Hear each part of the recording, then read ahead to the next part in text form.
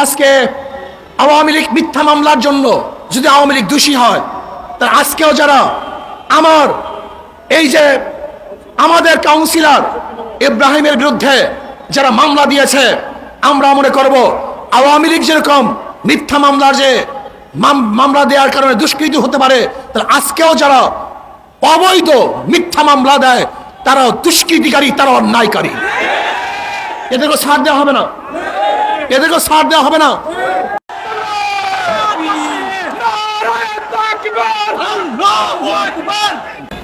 ইসলামী আন্দোলন বাংলাদেশ যাত্রাবাড়ি থানা শাখা কর্তৃক আয়োজিত আজকের গণসমাবেশের সম্মানিত সভাপতি, এদেশের শ্রেষ্ঠ সন্তান হযরত উলামায়ে কেরাম, সর্বস্তরের ইসলাম প্রিয় দেশপ্রেমিক ভাইয়েরা আমার, আমরা চতুর্থবার স্বাধীন হয়েছি। আমরা একবার স্বাধীন হয়েছিলাম ব্রিটিশ থেকে, আমরা দ্বিতীয়বার স্বাধীন হয়েছিলাম ভারত থেকে, তৃতীয়বার স্বাধীন হয়েছিলাম পশ্চিম পাকিস্তান থেকে, আর চতুর্থবার স্বাধীন হয়েছি ফ্যাসিস্ট শেখ হাসিনা সরকার থেকে। আমরা কেন স্বাধীন হয়েছিলাম?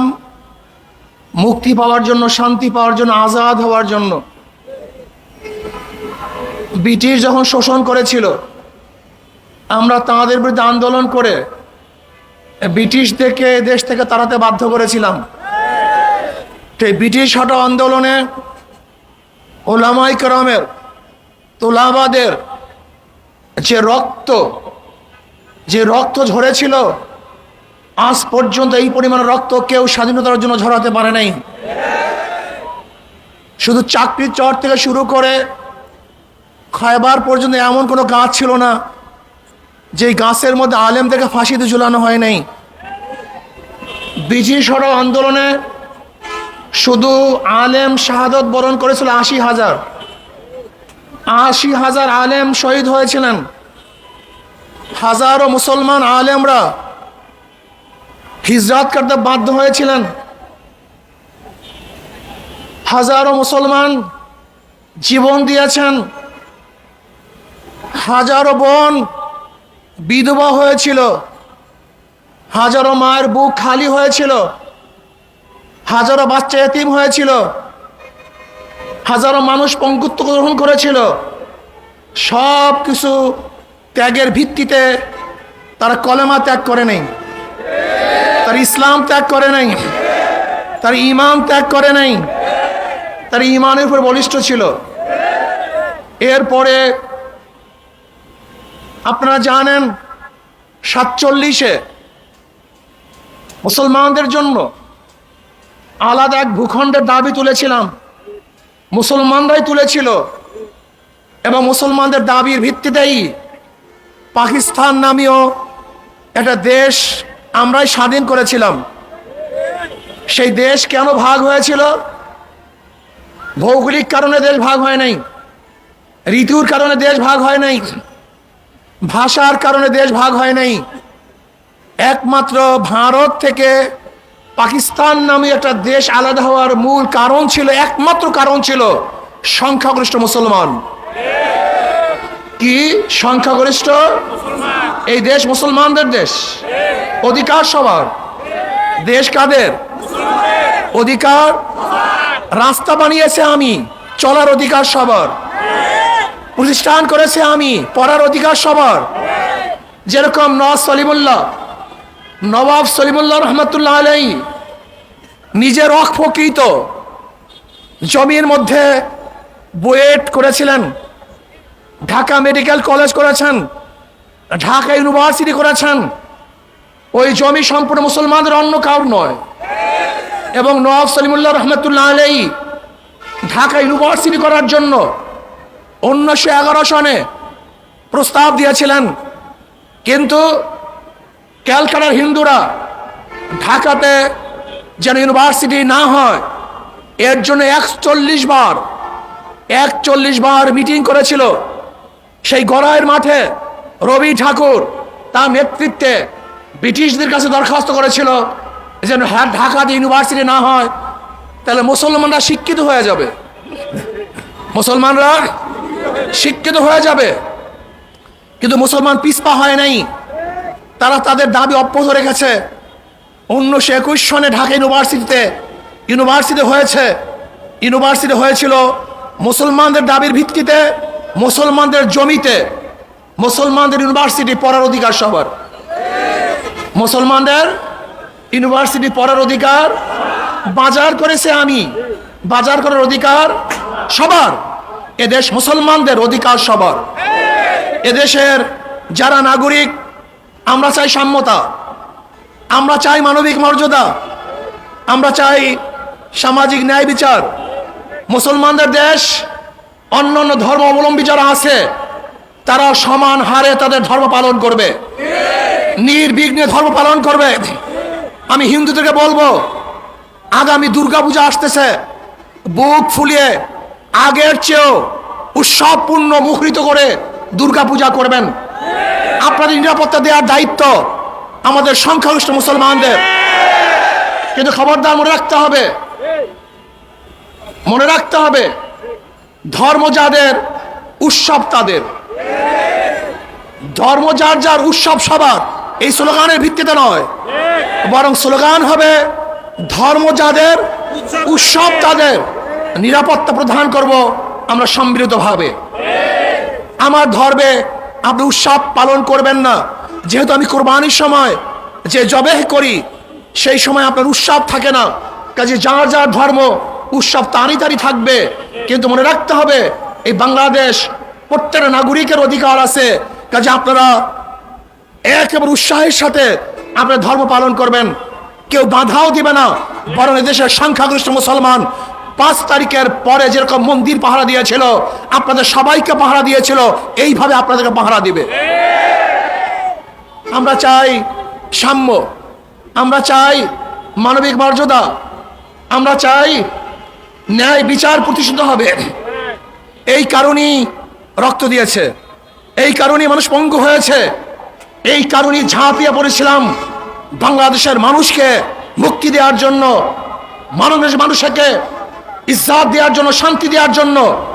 কিন্তু 5 তারিখের পরে, 5ই আগস্টের পরে যারা আবার মামলা করেছে, মিথ্যা মামলা করেছে, দখলদারি করেছে, চাঁদাবাজি করেছে, জুলুম করেছে, অন্যায় করেছে, অবিচার করেছে, লুটপাট করেছে, বাংলাদেশের মানুষ তাদের আর দেখতে চায় না। ওদেরকে প্রতিহত করতে হবে, এই ডাকাতদের প্রতিহত করতে হবে। চাঁদাবাজরা যেন আর বাংলাদেশের জমিনে, এই জমিনের মধ্যে ক্ষমতা আসতে না পারে, সেই ব্যবস্থা গ্রহণ করতে হবে। একদল দেখেছি ঘাট দখল করে, বাজার দখল করে, আর এক দলকে দেখতেছি তারা মাদ্রাসা এবং মসজিদ দখল করার ষড়যন্ত্র করতেছে। মাদ্রাসা মসজিদের দখলদারি নেওয়ার জন্য ষড়যন্ত্র করতেছে। আমি বলবো, যারা যেই জায়গায় দখলদারি করার চেষ্টা করতেছে, জনগণ যেরকম সম্মিলিতভাবে ফ্যাসিস্ট শেখ হাসিনাকে তাড়িয়েছে, ওই দখলদার চাঁদাবাজকেও আমরা বাংলাদেশের মানুষ সম্মিলিতভাবে এই বাংলাদেশ থেকে তাড়িয়ে দেবে ইনশাআল্লাহ। যেখানে চাঁদা দাবি করার জন্য আসবে, সম্মিলিতভাবে এই খাম্বার সাথে বেঁধে রাখবেন, ছাড়বেন না, ওদেরকে ছাড়বেন না। সাহস নিয়ে এগিয়ে যান। বাংলাদেশ কোনো গুন্ডাদের দেশ নয়, বাংলাদেশ কোনো মাস্তানদের দেশ নয়, বাংলাদেশ কোনো খুনিদের দেশ নয়। এদের সবার দেশ, শান্তিকামী মানুষের দেশ এই বাংলাদেশ। আজকে আওয়ামী লীগ মিথ্যা মামলার জন্য যদি আওয়ামী লীগ দোষী হয়, তার আজকেও যারা আমার এই যে আমাদের কাউন্সিলর ইব্রাহিমের বিরুদ্ধে যারা মামলা দিয়েছে, আমরা মনে করব আওয়ামী লীগ যেরকম মিথ্যা মামলার যে মামলা দেওয়ার কারণে দুষ্কৃতি হতে পারে, তাহলে আজকেও যারা অবৈধ মিথ্যা মামলা দেয় তারা দুষ্কৃতিকারী, তারা অন্যায়কারী। এদেরকে ছাড় দেওয়া হবে না, এদেরকে ছাড় দেওয়া হবে না। আমরা চাই মাওলানা সিরাজের নামে মামলা দেওয়া হয়েছে, অনেকের নামেই মামলা দেওয়া হচ্ছে। আমরা বাংলাদেশের একটা মিথ্যা মামলা দেখতে চাই না। আমরা চাই সাম্য, সবাই সমান থাকবে, আজও যদি গার্মেন্টস শ্রমিকরা তাদের অধিকারের জন্য, আজকেও যদি রেল শ্রমিকরা, বাস শ্রমিকরা, আজকেও রিক্সা শ্রমিকরা তাদের অধিকারের জন্য যদি রাস্তায় মিছিল করে, মিটিং করে, তাহলে সেই বাংলাদেশ আমরা দেখতে চাই না। আমরা চাই প্রত্যেকটা শ্রমিকের অধিকার এবং প্রত্যেকটা শ্রমিকের ন্যায্য অধিকার ফিরিয়ে দেওয়ার জন্য। এখানে মুসি, কামার, ঋষি, চামার, মেতর প্রত্যেকের অধিকারকে ফিরিয়ে দেওয়ার জন্যই ইসলাম দুনিয়াতে আসছে। ইসলাম কে কালো, কে সাদা, কে বংশীয়, কে নন বংশীয়, কে ক্ষমতায়, কে নন ক্ষমতায়, এই সমস্ত ইসলাম দেখে না। মানে ইসলাম দেখে সমস্ত মানুষের অধিকার। শুধু মানুষের অধিকার নয়, ইসলাম তো একটা জানোয়ারের অধিকার প্রতিষ্ঠিত করে। এর নাম ইসলাম। কাজে আসুন, ইসলামকে প্রতিষ্ঠিত করুন, ইসলামী হুকুমাত কায়েম করুন। ইসলামী হুকুমাতের জন্য দরকার কি? নীতিবান, আদর্শবান কিছু লোকের প্রয়োজন। মাদার গাছ লাগিয়ে আমের আশা করা যায় না। চোর এবং ডাকাতের মাধ্যমে দেশকে আদর্শবান বানানো সম্ভব নয়। আমি মনে করি হাজারো আদর্শবান মানুষ যারা মানিক তুল্য, স্বর্ণ তুল্য। নবী আলাইহিস সালাতু ওয়াস সালাম বলেছেন, আন-নাসু মাআদিনু কামাআদিনিজ যাহাবি ওয়াল ফিদ্দা, খায়রুন ফিল জাহিলিয়্যাতি খায়রুন ফিল ইসলাম ইযা ফাকিহু। হাজারো স্বর্ণতুল্য মানুষ, হাজারো মুক্ততুল্য মানুষ বিভিন্ন জায়গায় আছে, তারা রাজনীতি অংশগ্রহণ করে না।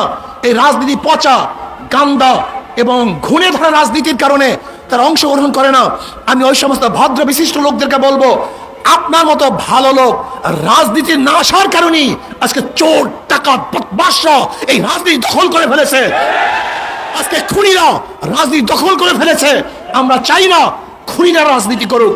আমরা চাই মানিক তুল্য, মুক্ত তুল্য, আবু বকর রাদিয়াল্লাহু তাআলা চরিত্রের মানুষ, ওমরের মতো চরিত্রের মানুষ, হযরত ওসমানের মতো চরিত্রের মানুষ, হযরত আলীর মুর্তজার চরিত্রের মানুষ আজকে রাজনীতি করবে। তারাই ক্ষমতায় বসবে, তারা মানুষকে অধিকার প্রতিষ্ঠিত করবে, শান্তি প্রদান করবে। এর জন্য আমি সবাইকে বলবো, যারা যেখানে আছেন, যেই অবস্থায় আছেন, আসলে ইসলামী আন্দোলনের ছায়াতলে একসাথ হয়ে, একত্রিত হয়ে আমরা সবাই দেশটাকে গড়ব, ইসলাম হুকুমাত কায়েম করব, প্রত্যেকের অধিকার প্রতিষ্ঠিত করব।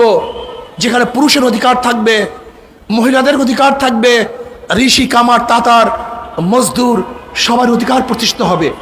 আল্লাহ আমাকে এবং আমাদের সবাইকে দেশকে বিনির্মাণ করার জন্য সাধ্য অনুযায়ী একত্রিত কাজ করার তৌফিক দান করেন।